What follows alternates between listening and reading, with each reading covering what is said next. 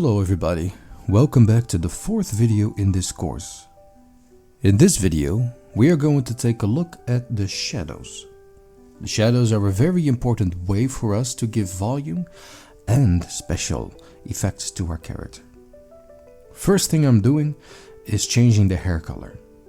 I decided that brown hair might not be the best choice for our girl Link. Now, as we have painted the hair on a separate layer, it's very easy for us to just edit that hair instead of having to worry about every other color that we have. I'm thinking that blonde hair would suit beautifully for our girl Link. Now, what color you choose for your character is of course your choice. However, I will give you one tip. Make sure that the eyes are complementing the color of the hair and the hair is complementing the color of the eyes. For example, my hair color is yellow, a blonde hair color, so I give the color of my eyes a blue color. Let's continue with the shadows.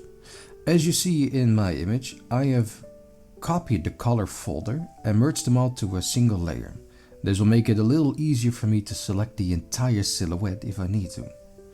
Now, a very good practice to do while making shadows is selecting the outline of that silhouette and give the folder of your shadows a layer mask with that selection. This will make sure that any layer we put in that folder will only be shown inside the masked area of our folder. What you should do with your shadows is put the layer into a multiply mode.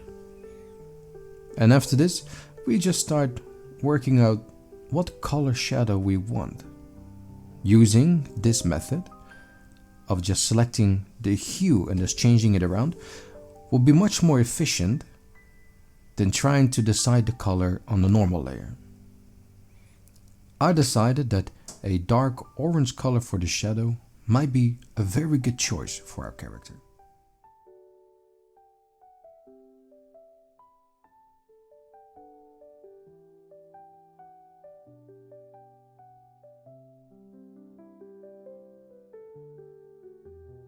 I'm going to give you a short demonstration on why it is very important to keep your colors, your flat colors, on a separate layer. I'm going to start here with the hat. Now, if I have everything on the same folder, it's going to be very difficult to make that selection. However, using the color merged layer might also not be very efficient because I'll have to select each part of the color individually. However, if I scroll down to my hat layer for my character, I can simply control click that layer to make a selection of anything that is in that layer. In this case, all the colors, green, are on one single layer, which makes it much easier for me to now say, alright, I'm going to start giving colors to everything that is green. And as you see, if I have that selection, I don't have to worry about accidentally drawing on any other layer that is not inside that selection.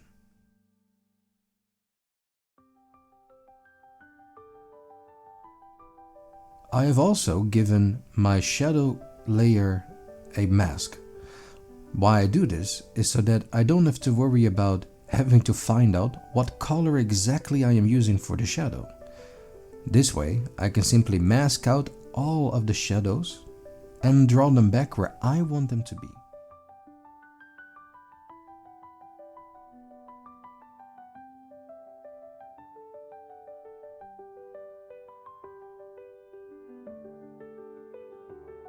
And from here on, it's simply experimenting.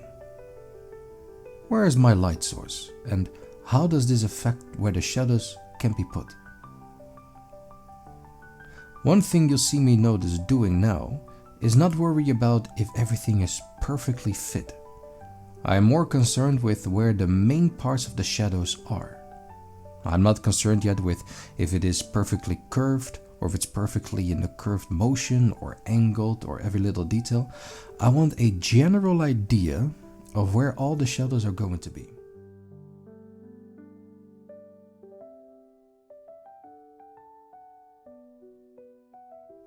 Take your time when adding shadows. It's not as easy as people might think.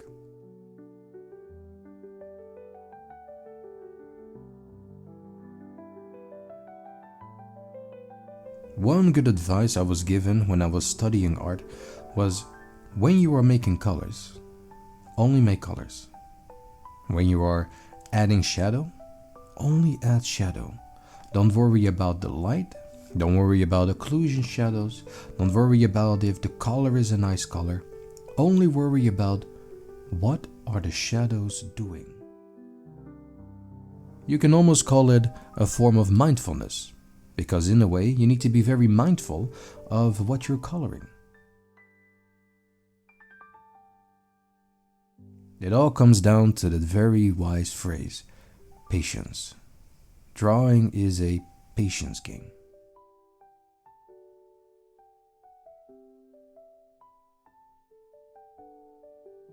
And as you can see in our image, little by little, everything is coming together. We are going from very flat colors to a very nice image that has some cool shadow.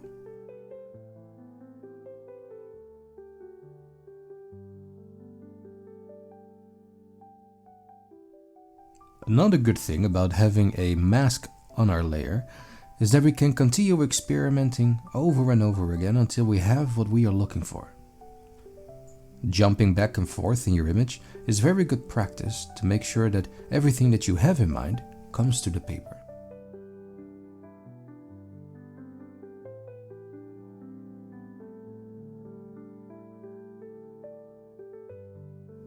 And although we are going to try and portray realistic shadow, keep in mind that it's okay to make a mistake here and there. That's okay. It's okay if the shadows you are making aren't completely perfectly aligned with the real world. Not only are we only making a cartoon character, but it's fun. You should enjoy it. We shouldn't, as artists, be so critical of ourselves when adding things to our art. But we should be more concerned with, do I like it?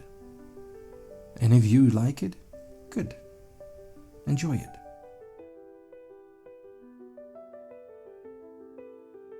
When adding shadows to surfaces, keep the volume of that surface in mind. For example, the eye is a circular form, which means that it is not a flat surface, which means that our shadow needs to follow the shape of that sphere. Similarly, with the head, the cheeks are on a much higher plane than the chin, for example, which means that the top of the cheek will receive light, whereas the bottom of the cheek doesn't.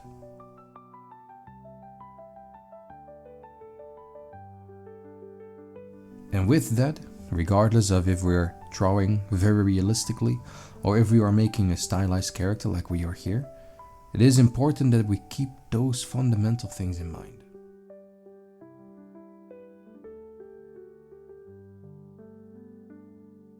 If you are not sure if your shadows are working correctly, there are two things you should do. You should look for reference and see if there is an image you can use and follow the shadows on that image. Or ask somebody with fresh eyes. Ask them if it is working. What you could always do, of course, is have a moment to step away from your artwork and decide later when you come back with your own fresh eyes.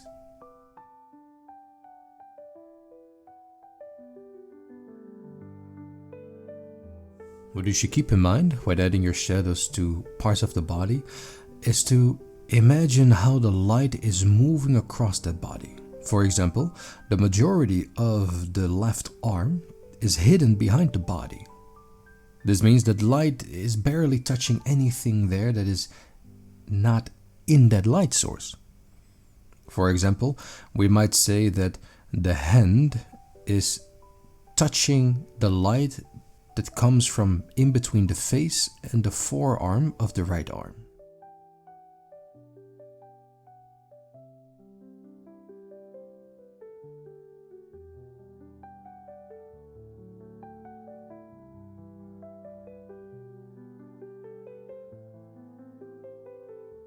And now follow along with the video and add shadows to your artwork. Make sure to keep in mind where your light source is and how this affects the shape of the part of the body or the clothes or the items you are drawing.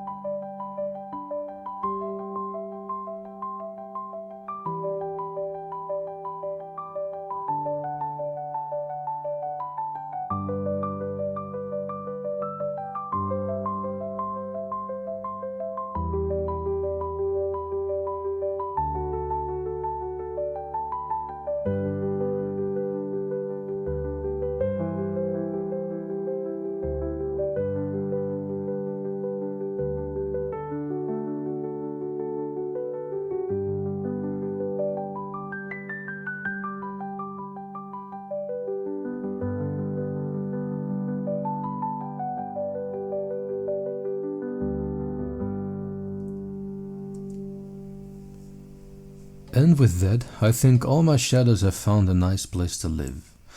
What I do now is make a copy of my shadow layer, because now we are going to decide whether our shadows are soft or hard.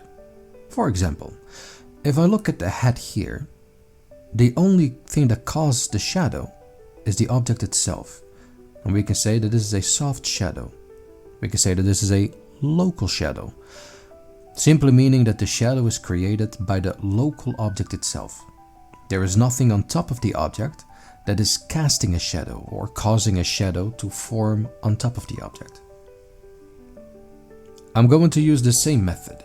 I'm going to select the layers using Control-click on the separate color layers. That way I can focus on one thing at a time. What I'm really doing now is searching for those soft shadows, which shadows are created because the object has volume. The arm here, for example, has volume. The only thing creating the shadow is the arm itself.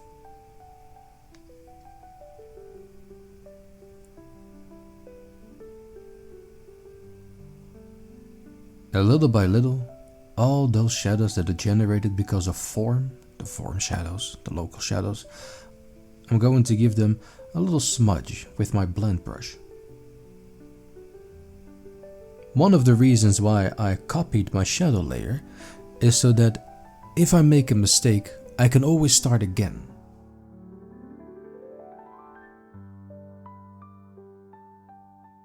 And if you've been experimenting for now, I hope you've started to enjoy it. I hope you started to enjoy trying to see what works and what doesn't. And in the same way as when we were putting the shadow, the only thing we are concerned with now is, where are those soft shadows? Where are those form shadows?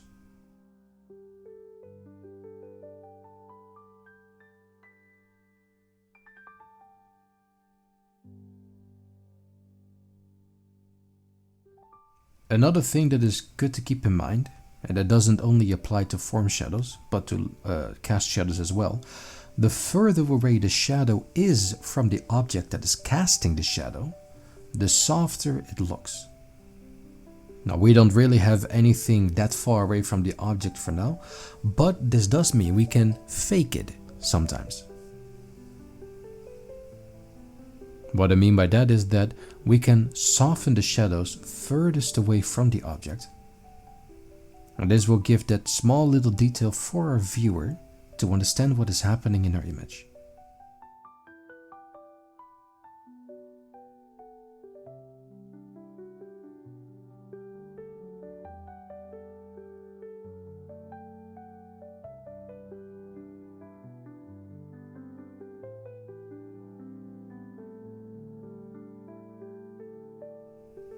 Over time, the more you do this, the easier this will become because the better you can anticipate how the shadows are working, how they are forming. For example, where the fingers are bending downwards, that shadow is created because of a very sharp angle. So I'm going to leave that shadow hard because I know this is caused by the bending of the figure, meaning the shadow is cut abruptly. And here, for example, the longer part of the arm, I'm going to give a soft touch with my blend brush. However, the diagonal line I'm going to keep hard. This is possibly created because of the body.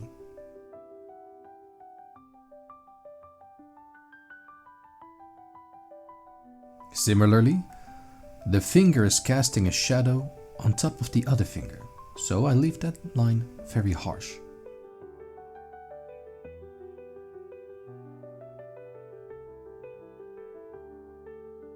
The nose is casting a shadow onto the face. However, because of the form of the face, we can cheat a little bit by blending a part of that shadow to make it seem that the face has a form.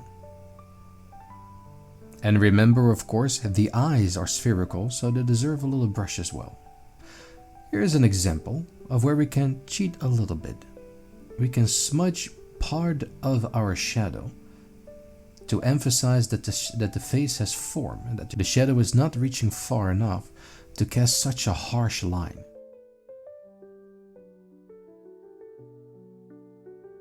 Here in the ear, for example, we can do a similar thing. We can blend the shadows furthest away from that sharp change in shape of the ear, making it seem that the cast shadow is dissipating over distance. Now let's look at the hair. Giving shadow to hair is something that many artists struggle with, and that's okay. In this case, I would suggest simpler is better. And the more you develop your talent for shadowing hair, for adding color to hair, for adding details to hair, the better it will look in the end.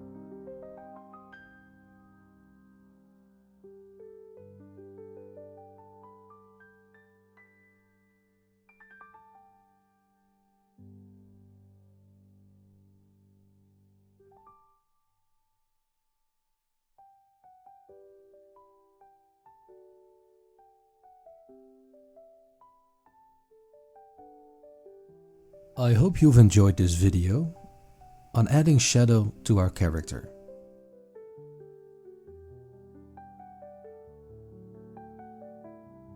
Make sure to go back if you need to re-watch specific parts in order to practice those very tricky things when it comes to shadowing.